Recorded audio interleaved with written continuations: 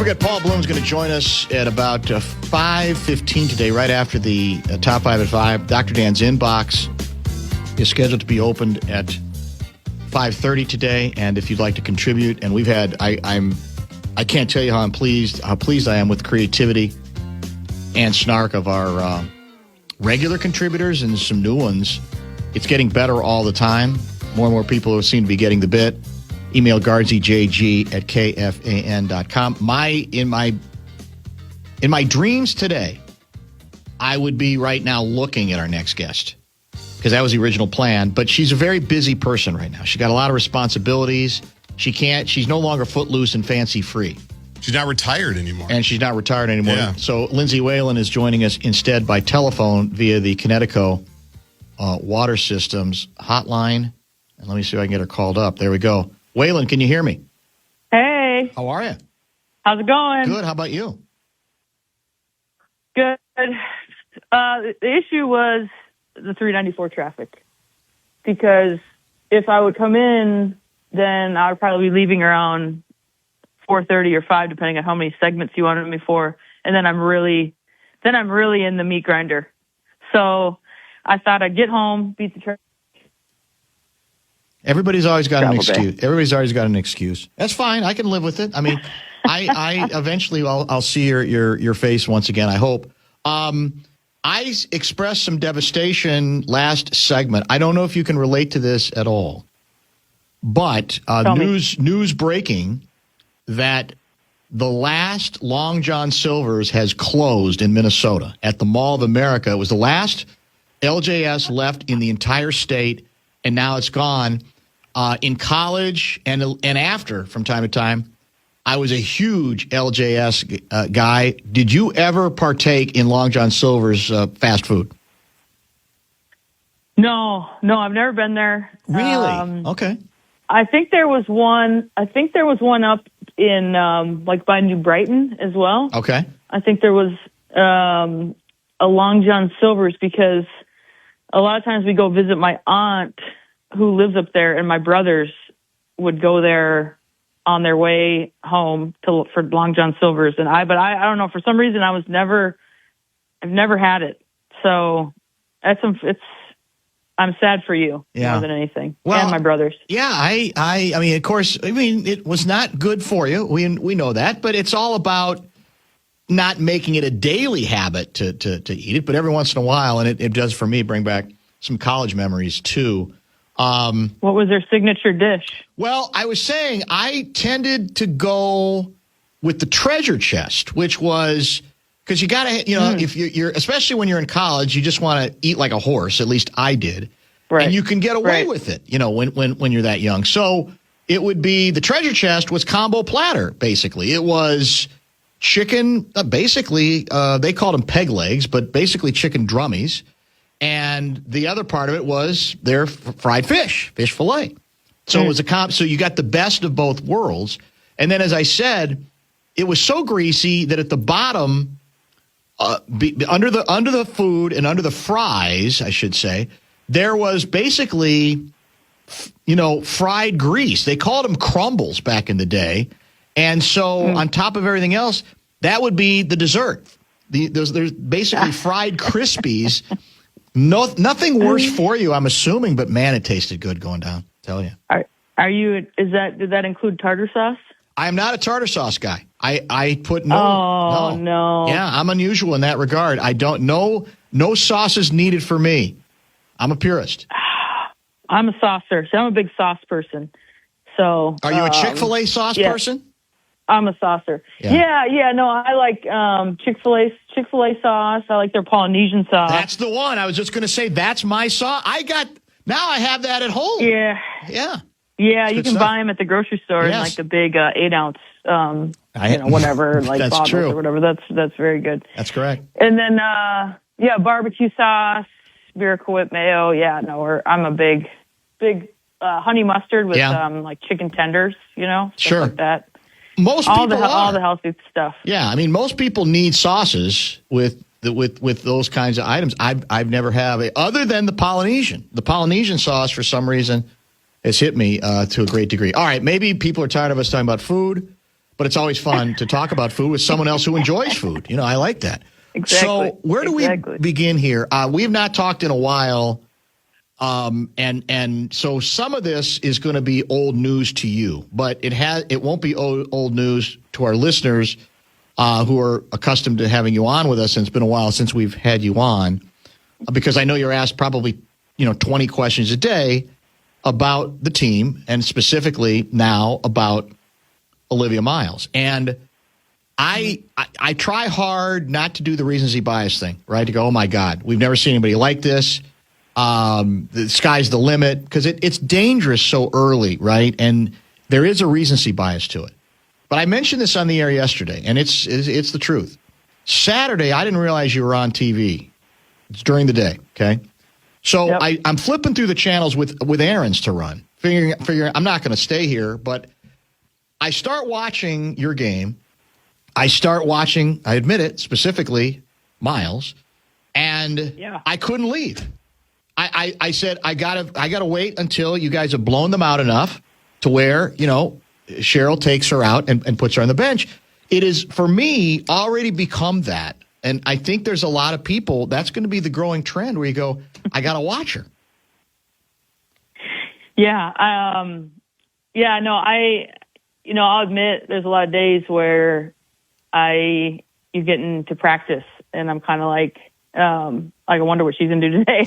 And while kind of me being, position coach and point guards coach and everything, while wanting her to make those plays while taking care of the ball and not turning it over, because there is some element of that she plays with the flair and she plays with, a little bit element for, risk reward type thing. But, no, I like the last stretch of games here. I'm trying to think since let's just say this Commissioner's Cup. So the last 4 games, I feel like she's gotten like the speed and the pace, and the tempo of things have really, really been good for her. And I feel like, her passing is very, very good. And it's one of the things that, wanted us to draft her and why she was, so highly recruited out of high school and things. But I think what's impressed me the most is her ability to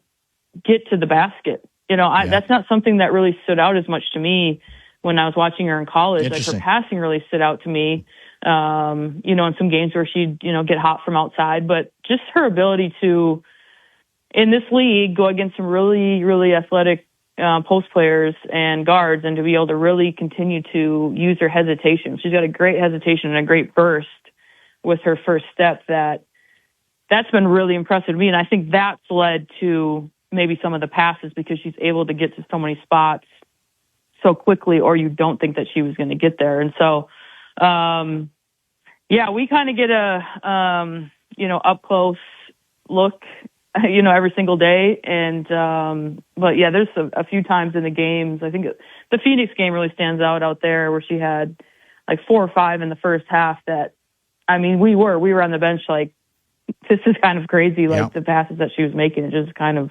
in sequence. So it's almost like when players get, you say like hot from outside, where they make, come down and make 2 or 3 threes in a row. And it's almost like she gets that momentum with her passing, and like her playmaking and her ability to get to the basket. And so it's been fun.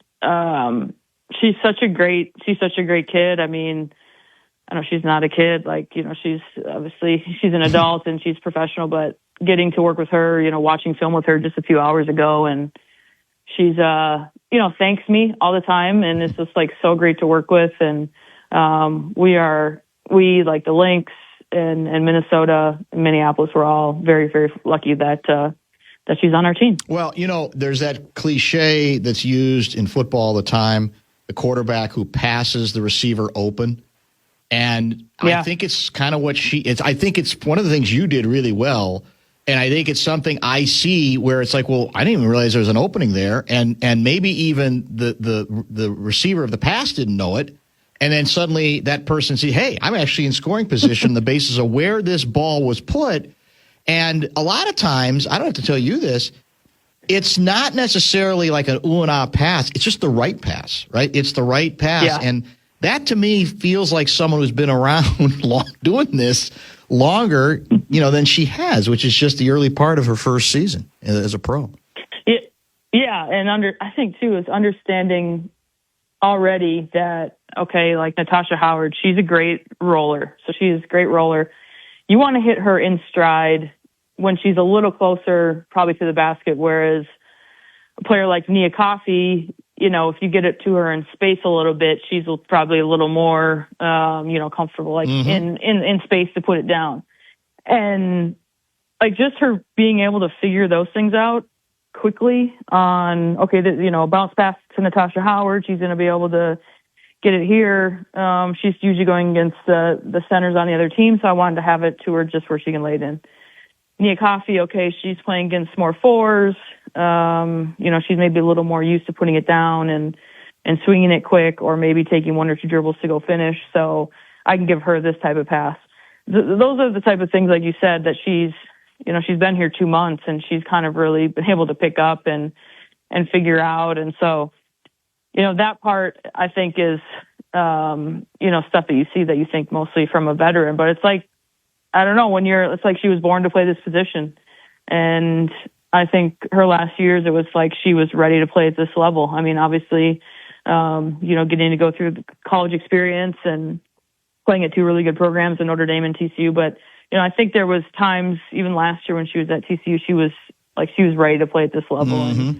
And not that she was like looking ahead, but you can just, now that she's, I think, been challenged in other areas and been pushed, you've really been able to see her take another step. And, that's really fun to see, like talking about, okay, ways, how can we get Courtney going? How can we get Mac, if Mac, how can we get Mac going? How, when this person comes in, she asks a lot of questions and she asks a lot of really good questions. So, I think that's something that will continue to bode well for her, but she still has there's some times where, and she's had this quote, like, I just like to try stuff, which, when she's on the court, which kind of, gives Cheryl hives and kind of makes me, gives me heartburn. Yes. And heart palpitations, of just, I'm just going to try, I just tried it. I just tried it. And I'm like, you got to get to the point you're like, well, this is WNBA and it's a big game. Maybe we'll try that in practice tomorrow and not in the game, but it's more times than not, it's worked out for her. And, obviously, luckily she's got a great coach in Cheryl and, some great teammates and some great vets around her. I think that's a really cool thing. Coming in, she's got Courtney Williams, who's played 11 years, Kayla McBride, 12 or 13. I don't want to say their ages too much, but everybody's a little bit of a vet, and they've really taken to her. And obviously it helps that she's getting them a lot of points and a lot of baskets and things. It's a great point because often, most of the time, obviously, when teams are have the second pick in the draft, you're going to be going to a bad team, right? That was the beauty, I guess, of this deal, what this deal represented. And we do sometimes underrate the importance of, all right, how different might even she look if she's around a team that's not as finished a product or as experienced as your team is. To that extent, it has to help her, even if obviously she's got great talent, to not have to go to a team that's like starting over, for example, or, coming off a season in which they lost 22 games or something. That in of itself, I think, has to be a big advantage for her. Yeah. I just think our leadership and just from like our captains, Court and Mac and Fee, and then having a coach who's been with the same franchise, and so there's stability for like 16 years. Coach has been here, so there's obviously there's some good stability and things, and not to say that other franchises don't, but like you said, when you have a lottery pick, a lot of times there is, a few things in flux and people are trying to figure out, okay, their best path and kind of their foundation and what their team identity is. So I think, and she's only, Liv is only added to that, only added to kind of the unselfish nature of the team and, kind of the, ball movement and passing that has made the Lynx, good team and fun to watch throughout the years. So I think, it's definitely worked out well. And I think too, though, I mean, there was so much this year with just the new CBA and, free agency right up until, the season, that there's a lot of teams that there's a lot of new faces on a lot of these teams. So I think, one of the things that we have is that kind of that core group and that foundation. And so for Liv to be able to come in with the talent she has, obviously like Natasha Howard, she was, not with us the last several seasons, but she's been here before, so she understands it and she gets, the system and things like that. So yeah, I don't know. It's been fun. I didn't really know like what to expect. I think last year, for me coming in, it was, you're coming into this team that was, one play away from winning a championship, and you got your core group back. And now this year, there was obviously a lot of changes in the roster, and I don't know. It's just been, it's been a fun month. I don't know. Sure. It's been super busy. It's been like a fun ride so far with this group. They're an energetic group. I was going to say, I think for Cheryl, and I don't want to put words in her mouth, but you've been in this league for I'm trying to think, 20, a lot of years. Let's say that 16 years with this team. I know she was with Detroit and Charlotte before that. So she's been in this league for a long time. So I think to have a player like Miles come in and just have a little bit of an unbridled joy and almost like a no fear at the point guard position. I think I don't know. It's been invigorating for everybody. I think to be around somebody who plays the way she does and how she involves everybody, and also at times, has a flair that's pretty fun. So I think it's been really good, obviously for the whole team. You were obviously a point guard who played for a very demanding coach in Reeve, and you guys developed a very trusting relationship. She trusted you because you were very good at what you did, but there's a process to that. And I'm curious what you've seen, how that's played out early here in terms of how hands-on-ish Cheryl has been in this case, or if she's already backing off because of how the new player has integrated herself into running this thing. What have you observed, and how, in terms of the relationship and the Cheryl Reeve approach with her, and how would you compare it to Reeve's approach with you? Well, I think what Cheryl does, I think she spends a lot of time maybe during this first stretch. I was trying to think back actually before I figured we talked a lot about Liv today. So I was kind of trying to think back to 2010, and like a picture came up of me and Cheryl in 2010. It was obviously a long time ago, but I remember her a lot of trying to figure out what was going to be the best way to kind of make me tick and make me go that first year. And then as we went, we really you said, we had sit downs and talks and long conversations, and she knew when to get on me and she knew when to kind of pull back and whatnot. What I think I've seen so far is that she doesn't want to, you don't want to restrict such a fine line. You don't want to restrict a player from making a play or making this pass or taking a chance, because there's also so many times that it works out.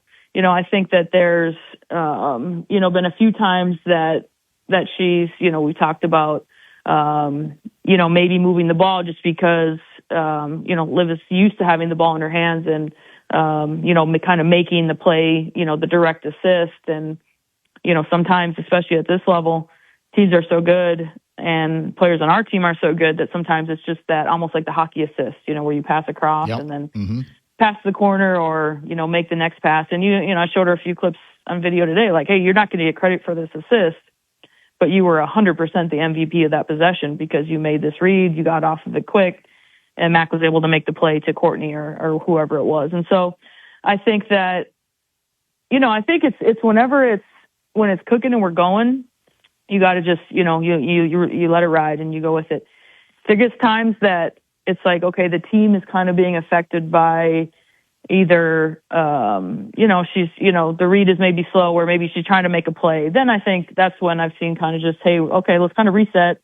Maybe she comes out, or maybe, we kind of talk at halftime or a quarter break about this is what we need to do. And the great thing about Liv is she's she's a quick learner, listener, and, she wants to do well. All point guards, I feel, is that we're team first. And you have to think about your teammates first. So, she kind of realized, like me back in the day, if me trying to make a play and then, being stubborn, trying to make it again, if that's hurting the team, we probably need to just think of another solution. So that's kind of more or less what I've seen, Cheryl's approach and kind of how to, be able to still, because, everybody makes mistakes and there's Sure. still like coaching that's definitely involved. And so that's kind of how I've seen, coach handled some of those situations. Well, the test, I assume, and maybe, there have been some conversation that this is already starting at this early date, but the test is going to be when, as she ascends and she's identified as a problem, more attention is going to be paid to her, more strategies are going to be deployed, right? It's the old deal of that's really when you show your merit and your mettle, and that might be a little tougher challenge, right? And I don't know, maybe you'll tell me that's already happening, that they're already game planning for her, but isn't that's really where you show you can ascend quickly like she has, and I'm not taking anything away from her, but then it's when you're established. I'm sure you went through that, where once you get established, like, okay, they're coming at me more differently. They're giving me more things to think about. That's the next step, correct? Yeah, absolutely. We've seen teams try trap, hard hedge a little bit. We've seen teams, I think Golden State, tried to go under. Teams have played a little bit of drop coverage and try to be physical. And so far she's, for the most part, it hasn't been perfect, but for the most part, I feel like she's handled it well and tried to, the thing is a lot of these players like coming up, like she's been working on this stuff for years, and it is the WNBA, it is the pros, and, the athletes are bigger, faster, stronger, the whole thing. But, they've been working against these coverages, I feel like, since they were in AAU, with yes. Trainers and coaches and different things. So, now it's obviously she played some USA basketball last summer. So it's obviously, so these aren't like new things to her. Whereas I feel like maybe for me coming out of college was a little bit, we really didn't think that much about it, and it wasn't really as many like pick and roll reads and things. So yeah, I do think though, well, first of all, we got a stretch coming up here, 5 games in 9 days. And so, we've kind of had, obviously I think, we've played 12 games and you say it's been busy and things, but now we go 5 games in 9 days. We have 3 of those are on the road, 2 of them home. Yep. And so now I think you're playing the defending champs on Saturday, and you're playing against, a team that, just joined the league this year in Portland, and then you have LA. So anyway, you can go down the list of teams that are good and different challenges that we'll face. But I think it is that, okay, this many games, this type of cadence of a game. And then defensively, the other night you're guarding AZ Fudd. Yep. Depending on matchups and things, you're playing against, like I said, the defending champions, and they have 4 Olympians on their team. And so I think that is so far, like, she's answered, every call, and she's excelled, and the team has excelled. But like you said, maybe a different kind of coverage, maybe a different kind of matchup, maybe something that people are just, really doing, and they're doing it better. They're doing it, harder, whatever it is, that she'll have to see and deal with. And like I said, so far it's great because she wants to learn and she wants to get better. So, our job as coaches is just to prepare as much as we can, and, be there if she needs anything extra. I don't know if you were in the WNBA draft war room or not. But you were there? Oh, yeah. Oh, good. Okay. Yep. So my assumption is that when you learned who was taken number 1, you guys started doing a dance. And this is no offense to Fudd. I'm not saying, because she's obviously good. I don't want to turn everything into about, one-on-one and all that stuff. But my God, on the basis of what we've seen, and maybe you already knew, because I know there's an intel on this, and maybe you knew that that Miles was going to be there. I don't know, but I got to believe there was a celebration in the room. If there was any tension or any question about that. Yeah, well, I think there's just this general like, well, because you're not picking first, so you don't, it's not really in your control until it is, and then you got to make a decision quick. But no, everybody was definitely at that point. You're spending how many years watching these players and like, like Cheryl and Rebecca longer than me and Eric longer than me because they've been in the league watching these kids since they were freshmen. You're waiting for some of these players to get to this time, and it is exciting because you have spent a lot of time watching and going to watch practices and games and conference tournaments and all those things. So then now we can actually see too. Okay, well, what sets do you think they'll be good at? What do you think she'll be good at, like defensively? And okay, where can we put her in different things? So it's it was definitely an exciting night. I think within probably half hour or so, Cheryl's got a FaceTime from her, got on the phone, and then she was there, in the airport, I think the next night or two. And then it just feels like since then it's been just kind of, then practice started and we've just been rolling. So, like I said, it all happened so quick this year. I think quicker than others because of the CBA, but it usually is quick due to the draft being right after the college season, and then we get going. But I feels like, and now it kind of, I think, and I'm like, God, it feels like she's been on the team for like 5 years. Speaking about Liv, and really it's only been 2 months, but I think that just goes to show of, like I said, the kind of the foundation and the culture of the team and how Olivia is as a person. Well, Gargi and I were kidding about this yesterday. And a couple texters are asking the same question. They're going, wait a minute. Now you got Nafisa Collier, top, you could say top 3 player in the league when healthy. Mm-hmm. How is there room for her? How's that going to fit in? Does that affect the way Miles plays? My assumption is you'd think she'd adapt pretty quickly to another weapon. But have you guys thought about that, or is that you look at that as no? That's a very pleasant challenge for us to have to deal with as a staff. It's whenever Fee will be able to join, and it's obviously she's been rehabbing and at everything and working hard. So whenever she is back, she's one of the best players in the world. So it's like, that'll be nothing but a shot in the arm and just knowing Fee, knowing how last year, the injuries, the surgeries, and just to be able to get her back and how hard she's working to get back. It's going to be, great players want to play with great players, right? And so I think that's one of the first things that Liv said is just, when is Fee going to be back? And of course, we don't know timelines or anything. It's just, we know she's working hard and when she'll be back, obviously that's going to be a great thing for us. And until then, we, as coaches, these are the, 10 in front of us, and this is who we got to go try to win a game with. And then, when we're able to have some of the players back, then it'll just be, the team will be that much better. So I think Fee will enjoy, she's been able to watch some of Liv's passes and kind of how she moves throughout the floor. I think to be on the receiving end of those passes will be obviously something obviously she's really looking forward to taking part in. Yeah, because she's not, you know this better than I, it's not like Collier dominates the ball all the time. It's not like she's one of those scorers who always has to have the ball. She moves well without it. And as you say, I'm sure she's looking at, well, if I move the way I can move, she's going to find me. So to that extent, I don't think it should not have to be all that disruptive, even if there's some adjustments to, playing time and all that kind of good stuff. I kept you too long. Last item. Did you watch much or all of the greatest comeback in NBA Finals history by the Knickerbockers last night against the San Antonio Spurs? And if you did, as a basketball person, I'm just wondering how you processed it. Okay, I got 2 things. A, I watched 4 minutes of the game and went to sleep. Is that right? I was tired. That's why I couldn't come on yesterday. I was exhausted. I told JG yesterday, I was tired after our game, so I went to sleep last night at 8:45. I love it.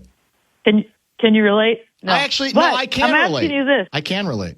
I was so tired. I was like, oh my gosh, I don't know. I got to go to bed. I'm just tired. And the night before, I had an upset stomach because I ate Taco Bell late after our victory. It's just sent me back a whole day. Taco Bell sent me back a whole day. It'll do that. But let me ask you this. Yes. Are you saying that, because I listened to your show earlier this week. Yes. Are you saying it's the greatest comeback of all time because they were talking about the greatest something of all time earlier this week. Is that a bit, or are you serious? No, well, here's the distinction. Okay, tell me, because I could go either way, because down 29, I mean, Ben told me all about it. Down 29 and then down 21 and they won. I mean, that is maybe the greatest ever. I don't know. There's the sort of esoteric evaluation of greatest, which is a lot harder to pin down. This statistically, maybe I should have said it that way, statistically is the greatest comeback because no one has come from behind 29 points. In fact, what was the previous record, Guardsy? 24? Yeah, Celtics-Lakers in 2008, Game 7. Yeah, 29 points is that game I stayed awake for. You did stay awake for that one. We were kids back then. Back in the day, it was easier. I know. Yeah. I know. I just could not stay awake last night. But it is, on the other issue, it is important because sometimes it was like with the Stanley Cups, like, well, this is the best for, That's what it was. That was what it was. And to me, that's different than the statistical part of it. This has to be on every level. One of them, and what I loved was, as I'm sure you've seen it by now or heard about it, the game-winning basket is Anunoby swooping in from basically midcourt. Now, obviously, somebody should have had him, and they didn't, but that's another story. Well, with perfect timing, perfect touch to bring that ball down for the tip. I just thought it was magnificent. Well, what opened the door for that was, why did Wemby switch on to Jalen Brunson? Great question. Because if they'd have just let De'Aaron Fox take him, then Wemby would have gotten that rebound. Yes, but as they say, it's history, and that's why we love sports. But it's like, to me, that whole thing was like, well, yeah, he got a free run, and he took advantage of it, but it's because Wemby was out at the three-point line. Yeah. Well, as I understand it... If he blocks Jalen Brunson, then they win, and we're talking about something different. My understanding is what the Spurs wanted was, I can't remember who else, to be the doubler, and there was some confusion there. And so then the player left free was clearly the wrong player to be left free because that's a strength, obviously, of Anunoby. So you're exactly right. That's what opened the door, and then he obviously took full advantage of it. It was remarkable basketball atmosphere. The greatest Lindsay Whalen-led comeback that you can remember, it doesn't have to be 29 down, but is there one that is... that you remember from forever, you say, this is the greatest, most shocking, stunning comeback I led or I was associated with in a single game? We were always in the lead, Dan. I should have known. Never had to come back. Never had to. Even better. No. Gosh, I don't know, actually. That's a good question. Well, think about that for next time. Man, I'm trying to think. Maybe you're right. I don't know. I have to go back and look at the stats because I can't think of a comeback like that. No, and definitely nothing in the 20s or maybe we just felt bad for ourselves and didn't try hard then and just kind of gave up. I hope not. No, you would never. Are you kidding me? You would never do that. No, there's no chance. Never. All right, I've kept you too long. Good to catch up. Hopefully we can. I know your schedule's busy now, so hopefully we can get you in at some point. But otherwise, you're heading into an important stretch and a busy stretch, so we'll be watching closely. And maybe July or August. Maybe July or August I can pop in. Wait a minute. Have you ever shown up in person for the Great Minnesota Get-Together when we're out there every day at the State Fair? You have, haven't you? Oh, yeah. Yeah. Yep. Well, maybe you come back for that. I'm the only guest that includes JG. I don't sit with my back to him. I include him in the conversation because he's my friend. That's a really good point. JG is he gets bitter about that too. He really does. I think he's gotten used to it, but I think he appreciates your effort. No, I sit there. Yeah, I'll do that. I'll come out to the State Fair. We'll figure it out for sure. Thank you. Okay. Good to chat with you. Thanks, Lindsay. Have a good one. You too. Lindsay Whalen, now assistant coach for your Minnesota Wild on a number of items, but the point guard phenom is at the top of that list. Let's get caught up. Very long. We got to inbox. We got top 5 at 5. Much more to come, including Paul Bloom about 5:15. This is Bumper to Bumper with Dan Barrero on the Fan.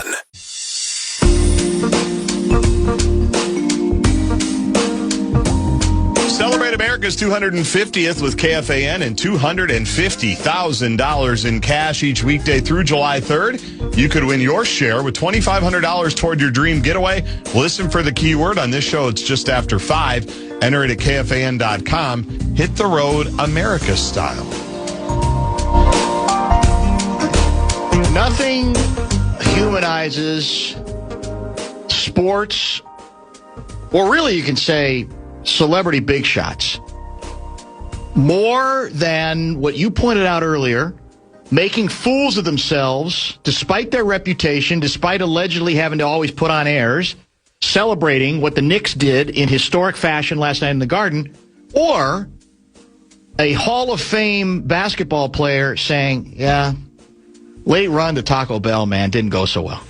Nothing humanizes or makes these individuals more approachable. They're just like us. They're just like us, turns out. And she is, on food, she's 100% that.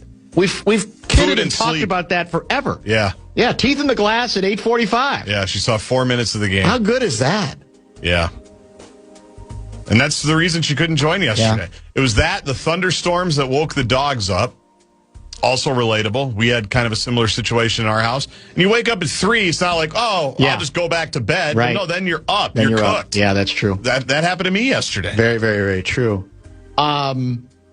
We got a few minutes here before top 5, and then Paul Bloom, 5:15, inbox at 5:30. We do need another break. Quickly. That's right. That's right. All right. Well, then I'll get to a couple texts and I'll break, and maybe I'll save my other item for a little bit later in the broadcast.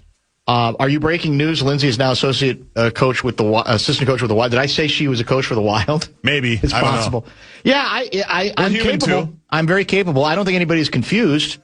Although maybe she could fix our power play, as one of the texters mentioned. Her dad was a great hockey player. That's true. That's right. We've talked about her. Didn't she play hockey early a little bit? She did. Yeah, her dad was the coach. That's what I thought. She put that in the Hall of Fame speech. She forgot her gear at practice, and he said, well, you're not practicing. He didn't drive back and get the gear. Yeah, you're right about figure that. it out. I tried that with my kids. Lasted about 2 minutes. Let me get to one other text here, and then we'll try to get caught up a little bit. Because we have kidded about the Collier thing. She's not going to give away anything on timetable. I think they've been very circumspect about that. I don't have any idea. Do you? No. If they're slow playing it, as if, will we be gobsmacked if she does not play at all this regular season?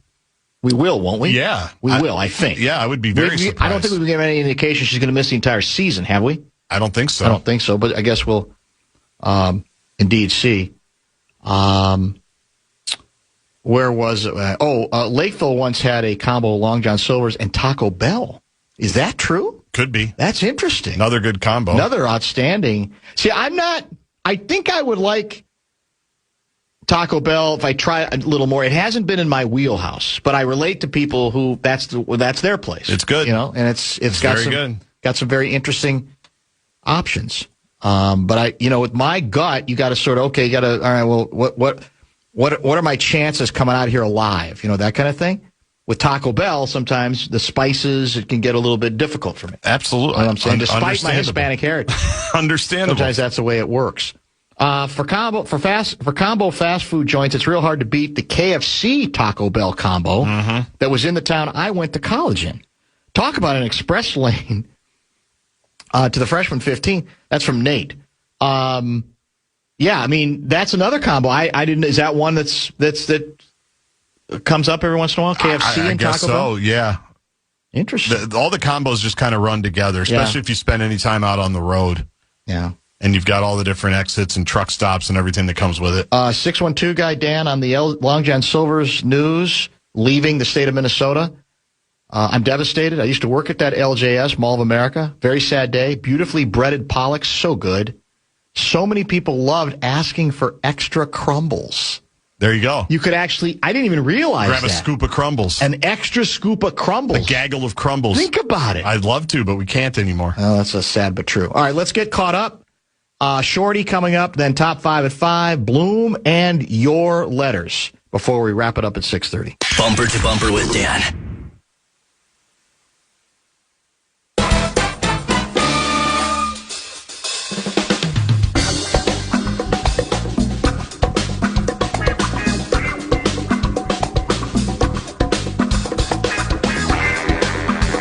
Well, I'm not sure this was necessary, but I'll read it to you nevertheless. People whose guts can't handle Taco Bell are weak people. That's from 952 guy. Wow. congrats to aggressive. 952 guy. I feel, I do the best I can. I'm not, I think it should be established by now, I'm not I don't look down on good, greasy fast food. I'm not one of those pompous foodies that do that. No, I appreciate them. I endorse them. I think, as we've talked about before, I think this goes back to our KFC Big Bowl discussion. That the Big Bowl, as I recall it, I don't know if it's still the same, is basically they put everything in the bowl. Yeah. And that includes like mashed potatoes, gravy, chicken remnants, cheese.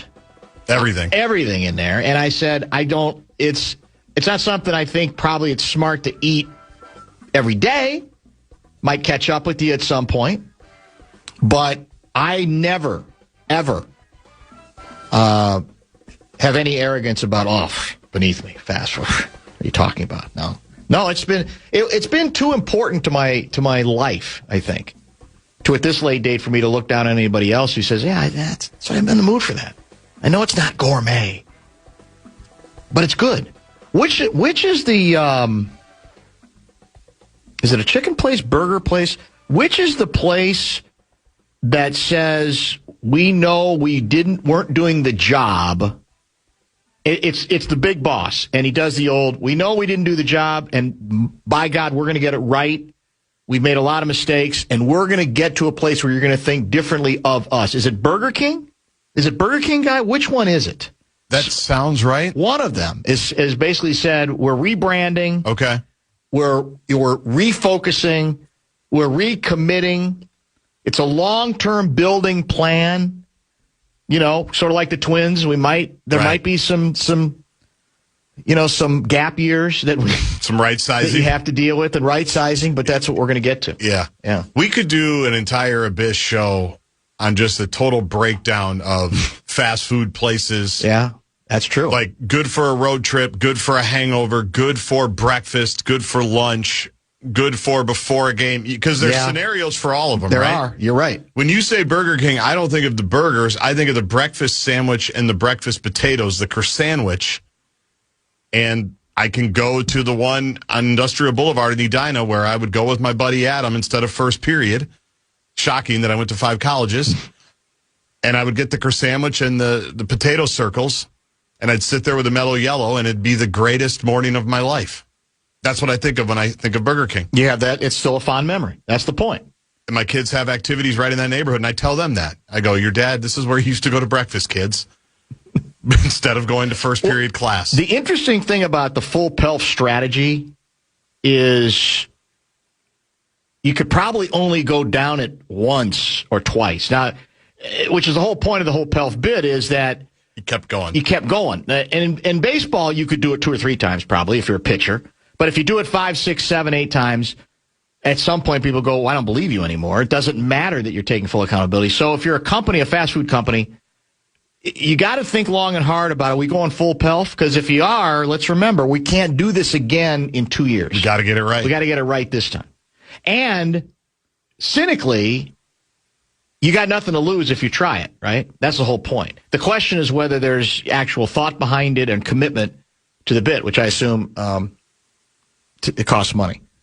Somebody's saying it was Red Lobster is doing a full PELF. Ooh, that could be true. Maybe that's true, too, but I thought it was Burger King. As long as they keep the cheesy bread. Jared in Aztec, New Mexico said, yes, it's Burger King. They fired the king. Is that true? Is the king fired? Well, he shouldn't have been. Well, you got to have he represents dysfunction. Term limits? I guess, yeah. They needed term limits on the hierarchy? I don't know, but that's what's being suggested here. When you bring the new king, does it have to be like a hip now with it and wow king, like with a good BMI? Yeah, because you're not changing the name of it's still Burger King. Should be. Yeah. Yeah, you can't change the name of Burger King. No one's going to know. You can't it's like when HBO changed HBO Max and just said Max. We're like, well, why would we do that? Now, guess what? They're back. It's HBO Max again. Who came up with that and thought, well, this is going to change everything? Hopefully a fired executive. Yeah, because that's absurd. No, he probably got an even better job. Or they buried him someplace else. Or she's running CBS News now. I don't know. I'll send your text to Guardsy on that one. Top 5 and 5 will include? The only thing I care about, the comeback of the century through the eyes of the celebrities. You're